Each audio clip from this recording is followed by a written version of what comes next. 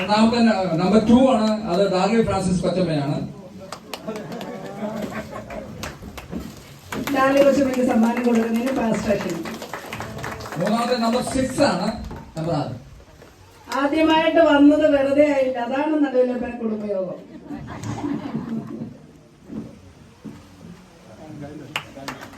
നാലാമത്തെ 49 49 കൊടുക്കുകയാണ്.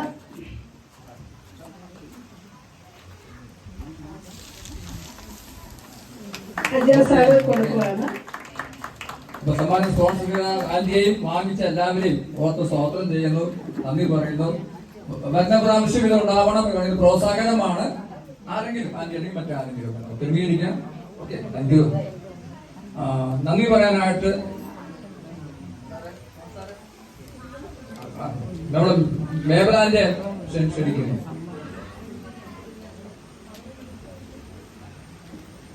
നമുക്ക് ഈ പിന്നെ ഏറ്റവും കൂടുതൽ എമൗണ്ട് കൊണ്ടുവരുന്നവർക്ക് സമ്മാനം കൊടുക്കണ്ടേ? അടുത്ത സമ്മാനത്തിന്റെ പ്രപ്പോസൽ വന്നിരിക്കുന്നു. ഈ ടിന്നില് ഏറ്റവും കൂടുതൽ കൊണ്ടുവരുന്ന ആൾക്ക് അടുത്ത നമ്മുടെ വാർഷികത്തിന് സമ്മാനം ഉണ്ടായിരിക്കുമെന്ന്. കൊടുക്കണ്ടേ? 1,00,000 രൂപ നിമിഷ നേരം കൊണ്ട് നമ്മൾ ഉണ്ടാക്കി. പിന്നെയാണ്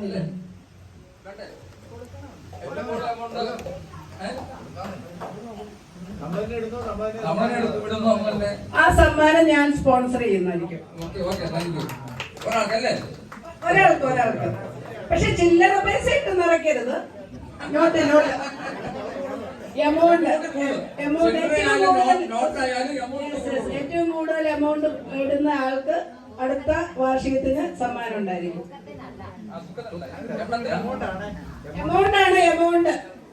ഓക്കെ, എല്ലാവർക്കും വളരെ താങ്ക്സ് ആണ്. നന്ദി പറയാനുണ്ട്. അതിന് ബഹുമാനമുള്ള പ്രമുഖ സെക്രട്ടറി കൂടെ ആയിരുന്ന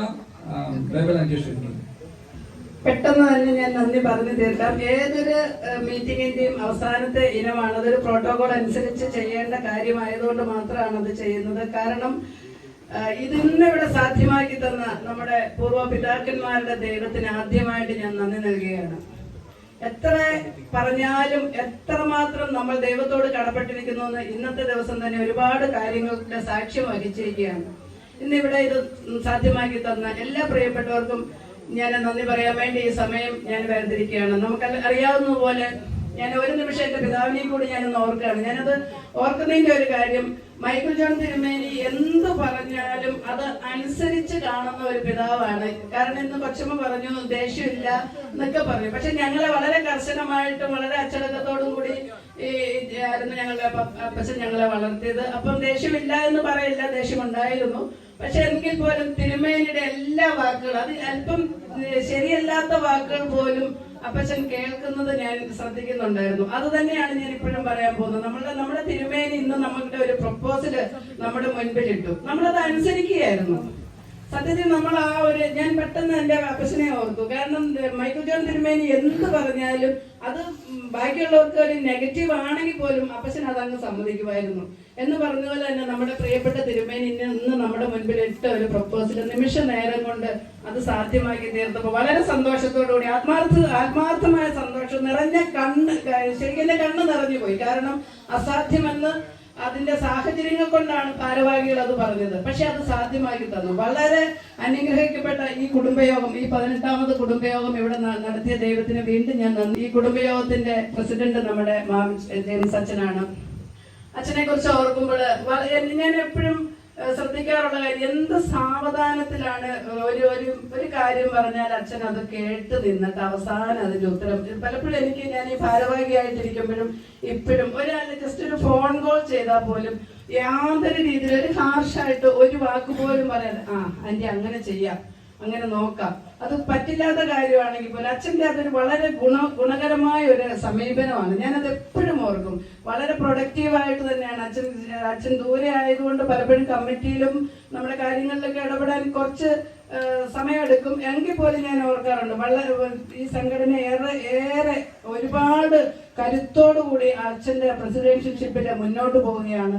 അച്ഛന് ഈ സംഘടനയുടെ പേരിൽ സാങ്കേതികമായ കാരണത്താലും അച്ഛനേറെ സ്നേഹത്തോടെ എല്ലാവരുടെയും പേരിലുള്ള നന്ദി സ്നേഹവും ഞാൻ ഈ സമയത്ത് അർപ്പിക്കുകയാണ്. അടുത്ത് നമുക്കെല്ലാം അറിയാവുന്ന ഈസ്റ്റ് കേരള ഡയോസിസിന്റെ പരമാധ്യക്ഷൻ നമ്മുടെ കുടുംബാംഗമാണ് എന്ന് പറയുമ്പോൾ അത് ഭയങ്കര ദൈവാനുഗ്രഹം തന്നെയാണ് പ്രിയപ്പെട്ടവരെ.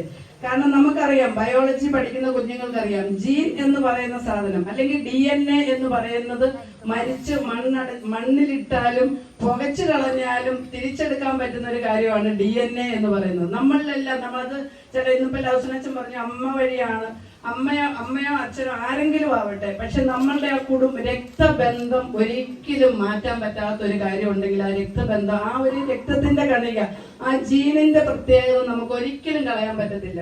അതുകൊണ്ട് തന്നെ നമുക്കറിയാവുന്ന ലിസ്റ്റുകളുടെ പ്രഥമ അധ്യക്ഷനായിരുന്നു നമ്മുടെ കുടുംബയോഗത്തിന്റെ ആദ്യത്തെ രക്ഷാധികാരി. ഈ കുടുംബയോഗത്തിന് സാധ്യമാക്കി തീർന്നത് ബിഷപ്പ് തിരുമേനിയുടെ, അതായത് മൈക്കിൾ ജോൺ തിരുമേനിയുടെ ഓർമ്മയ്ക്ക് മുൻപിൽ ഞാൻ ഈ സമയത്ത് ഒരു നിമിഷം ഞാൻ ഓർക്കുകയാണ്. കാരണം തിരുമേനിയുടെ ഔട്ട്ലുക്ക് തന്നെയാണ് മുന്നോട്ട് നമ്മളെ നയിച്ചത്. അപ്പം അതുപോലെ തന്നെ നമുക്ക് രണ്ടാമത്തെ തിരുമേനിയായിട്ട്, അതായത് രണ്ടാമത്തെ തിരുമേനി എന്ന് പറഞ്ഞാൽ നമ്മുടെ കുടുംബാംഗമായ ഫ്രാൻസിസ് തിരുമേനി. കാര്യം ശരിയാണ്, തിരുമേനി അങ്ങനെ നമ്മുടെ കുടുംബയോഗത്തിന്, തിരുമേനിയെ സംബന്ധിച്ച് നിങ്ങൾക്ക് എല്ലാവർക്കും അറിയാവുന്ന പോലെ ഒരുപാട് മറ്റ് ഡയോസിന്റെ ചുമതലയുണ്ട്, ഒരുപാട് തിരക്കുകളുണ്ട്.